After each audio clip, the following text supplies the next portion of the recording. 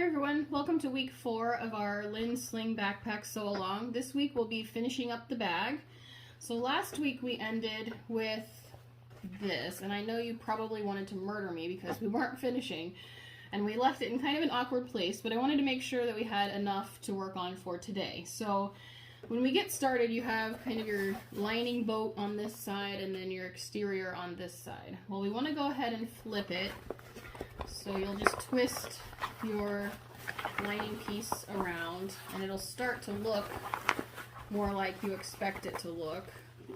At this point you can check your seams, make sure that everything got caught in that seam, and we're just going to press this really well. We don't top stitch this part, and you can if you have a post machine or a cylinder arm. It's just difficult to get this underneath when you get to the other side mostly. On this side it's not too bad, but when you get to the other side then it becomes a challenge, and you don't want to have top stitching on one side but not the other, obviously. Okay, so I have it turned kind of to the right side now, and we're just going to match the other side. So when we do this, we're going to not use the lining piece, so tuck that out of the way. We're just going to use the exterior piece here, and make sure that your zipper is to the top. And looks like my middle marking has worn away, so I'll just remark that. You want to make sure you have your middle marking matched up to your middle marking on your side here, and we'll just clip our middle, and then just like we've done before, match it up to your end. And again, you can use double-sided tape on this part if you want. I know that Lynn's does in her videos, but it's totally up to you. And then we'll pin the rest in. I'll be right back. Alright, so now we'll just sew this on at our 1/4 inch seam allowance.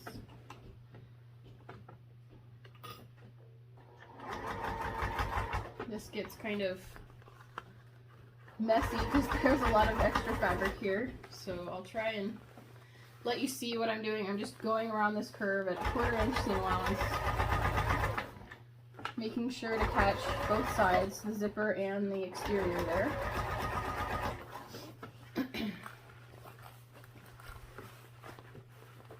There we go, that's better.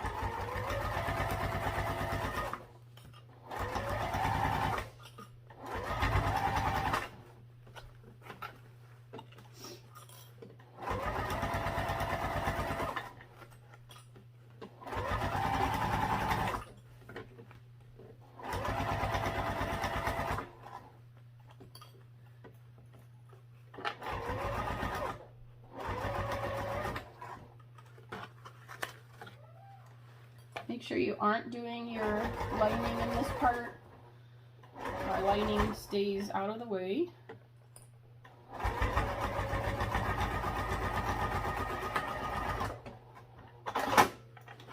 Alright, now we'll just pull it out.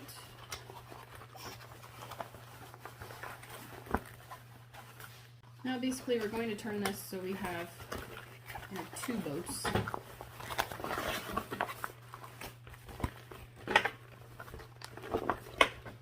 How we have the exterior boat and the interior boat. Okay, so we're going to finish up now. I'm going to push each side down. So we have this middle part sticking up. It has a zipper in the middle, but we're going to push each middle or each end down. Okay, this is where it gets a little bit tricky. We want to meet our two sides together, and this is how we make our burrito. Match up your middles again, and then all the way down, match up your ends,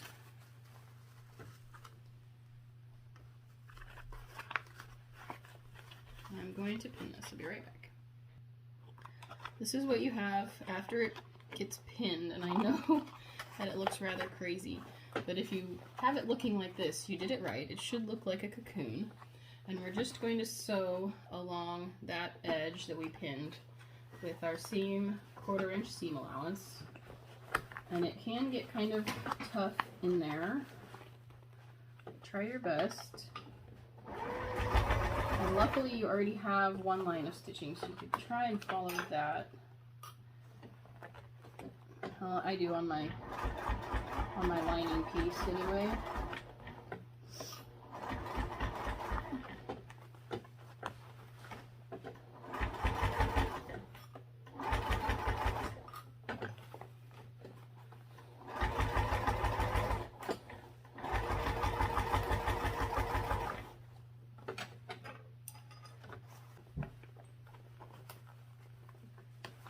We're almost done with the hard part.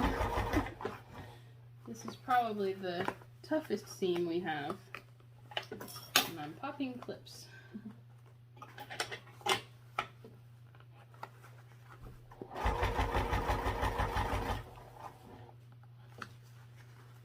Just try and keep them lined up as you go. That's what I'm doing with these. I'm pulling the bottom part out because it keeps trying to slip underneath. And I don't want that. I definitely want to keep them even.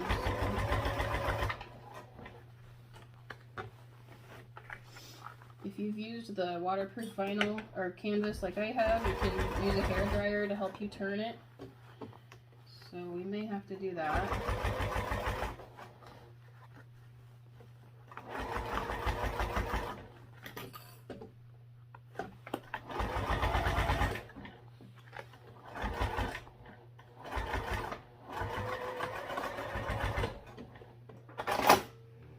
Okay, now we'll just reach inside and attempt to pull this through.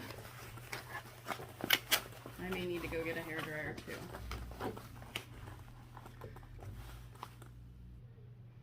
Okay, I finally got it turned. My best advice is to either use the hairdryer, or when I turned mine, I kind of took the inside and turned it out, kind of like a sock.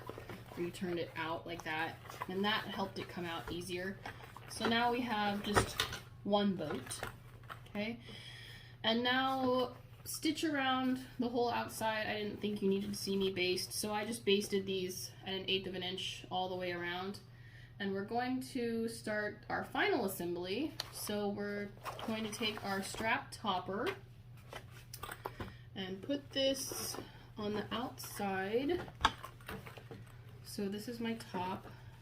Put it right side down on top and centered. And I'll probably baste this on before we go any further.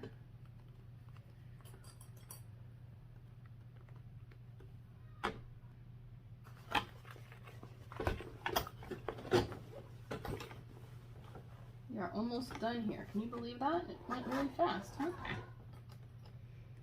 We're just basting on this strap topper right now.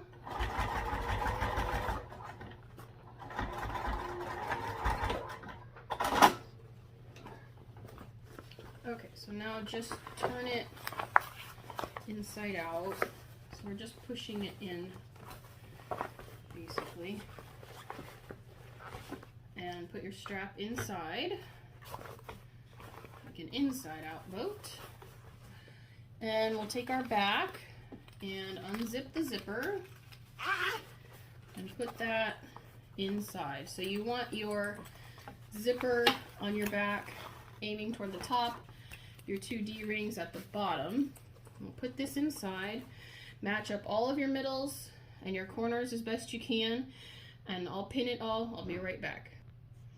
Alright, we have, well, I guess I forgot one side, didn't I? Anyway.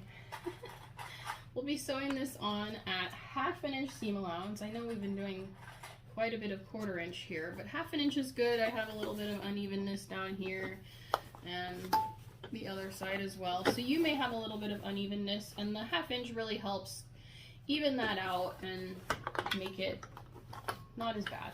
So flip it over. Your boat has capsized, and we're gonna kind of push it down and work on one side at a time.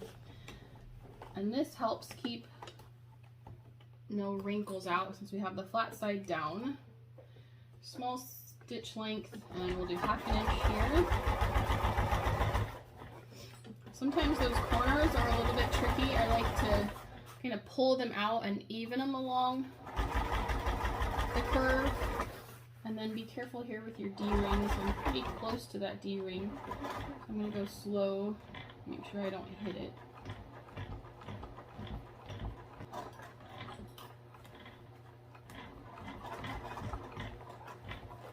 Okay, so we're at a corner, so I like to kind of pull it out, and then rather than have one large bump on one side, kind of even it out along the whole thing. Stick some more underneath the foot here. And then, see how it's kind of evened out? You probably can't. So I have it evened out along the whole thing. If I just kept going, then it makes one huge bump here at the bottom, and that's not what I want. So if I kind of even it out and squash it, it tends to go around a little bit better. It's hard to get under the foot, but it'll go.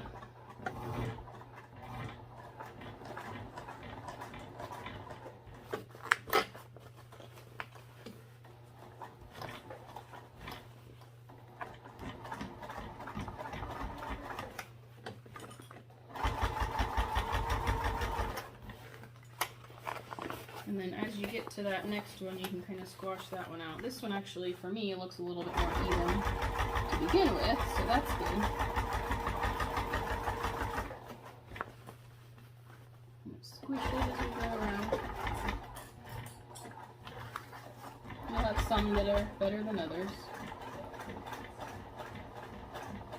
This is the part why I say it's easier to not use vinyl on the back, because once you have all these layers, adding that vinyl on, at least on my machine, proved to be pretty difficult. And again, we're getting to a corner, so even that out.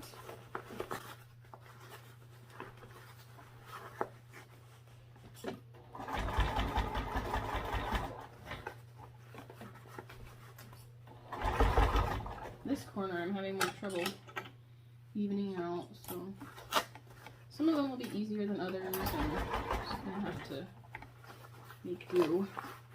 It'll look better on the outside than you think. That's the good news. Even if you think the inside looks terrible, the outside will look better.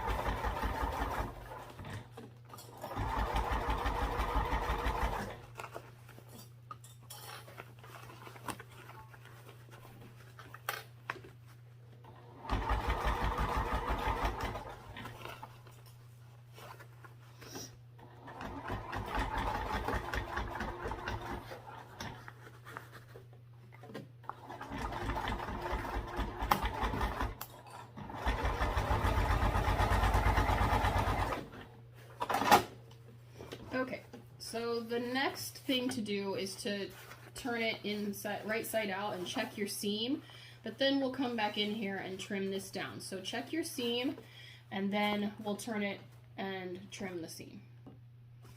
Alright, so there was a couple of places that I fixed on mine, and basically what happened was, coming down off of the bulk, I had a few skipped stitches.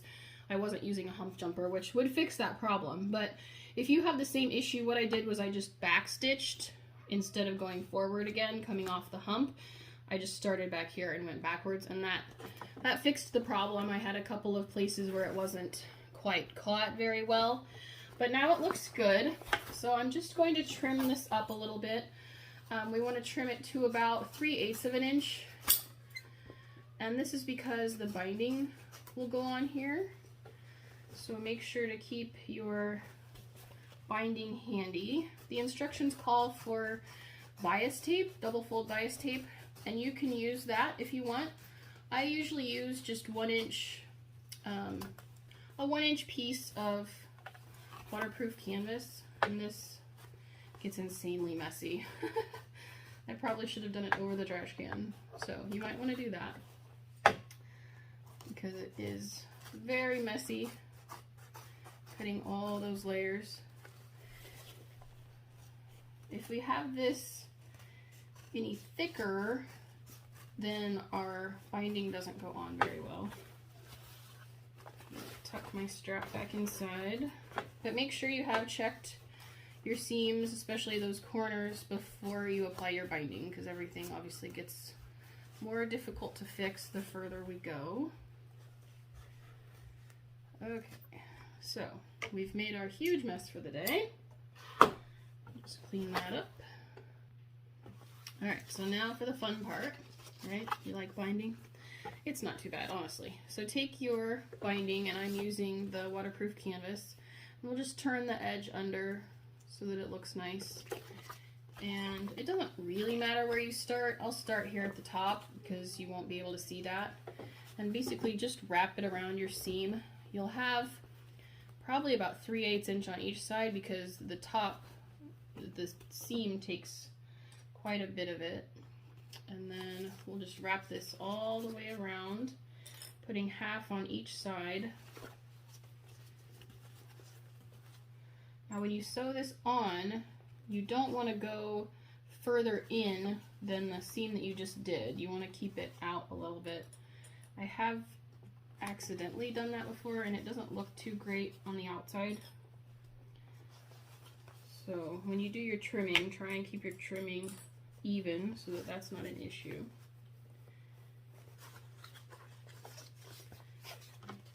Okay, so just work around putting this binding on, and then we'll sew this on at I think it's 3/8 inch seam allowance. It doesn't actually say. Make sure when you're sewing it on to push it in towards your seam. That way it doesn't slip off.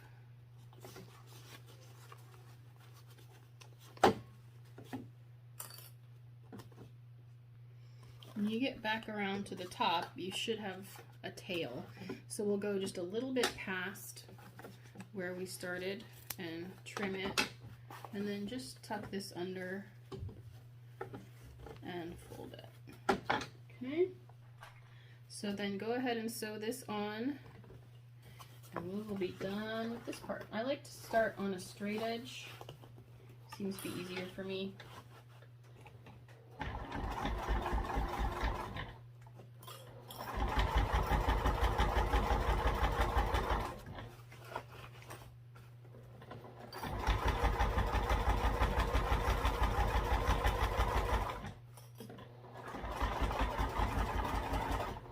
Pushing it in as I'm going. I want to make sure that the binding stays on both sides, the front and the back. The one that I can't see, if I miss, then I usually miss on the back side, which does happen, so you'll want to check before you call it quits on this. And I'm holding it up in the air so I can kind of twist around that corner.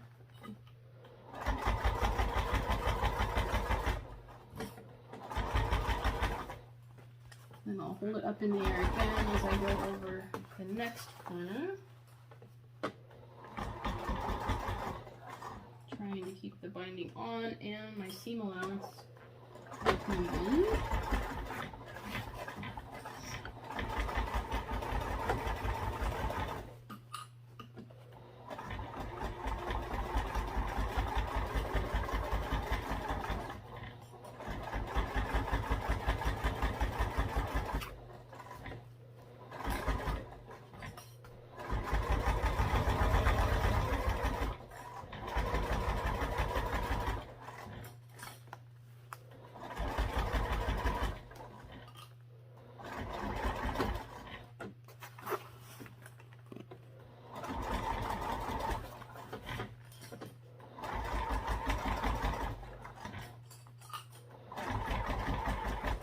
Getting quite a collection of clips here on my sewing machine table.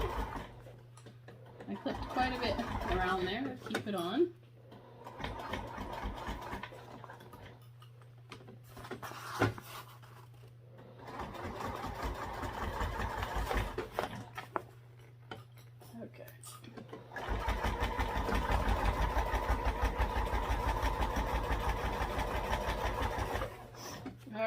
So check your seam. Make sure you caught the bottom. Almost missed right there. And I did miss right here. You can see it's even sticking out. So I will go back and fix that before we say it's done. Okay, so I just ripped it off a little and was able to push it back on. So make sure you fix any of those imperfections, trim your threads before you do your final turn. We're done with the inside now, so you want to make sure that it's all cleaned up.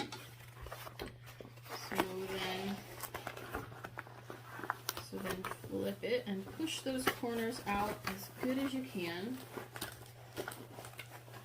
You want to make sure you push them all out.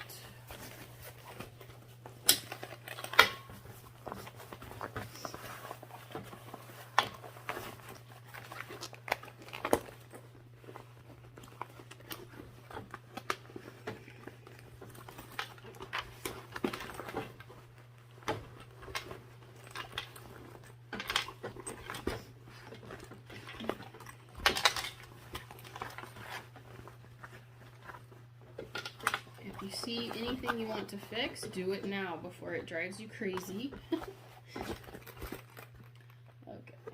just see a string here. Alright, so now you can see what it looks like. There we go. Looking pretty good. Now we just want to work with our hardware. So I'm going to flatten out my strap here and then slide on your strap adjuster and then your swivel clasp here, and then I like to push this up, make a bubble. Make sure your strap isn't twisted, and then go up through here and back down. My webbing has quite some strings now. I'll just push this up.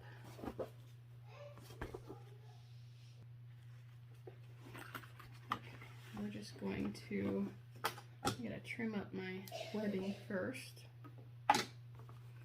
And then I like to fold this over at least once. I might do it twice because of that raw edge. And then right on the other side of the adjuster, put it to itself. And then you can either put rivets here or you can sew across. So I'm going to sew across real quick.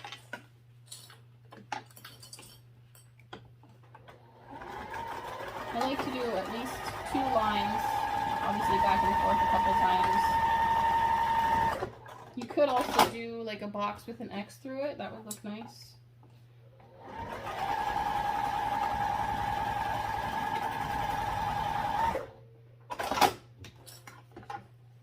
Okay, there we go. So now we'll just take our swivel clasp and hook it on. Alright, that is your completed LindSling. So please go ahead and post it to the event for this week, and I hope to see you next month. I think we're doing the stuffy. Thank you all for joining us. Bye.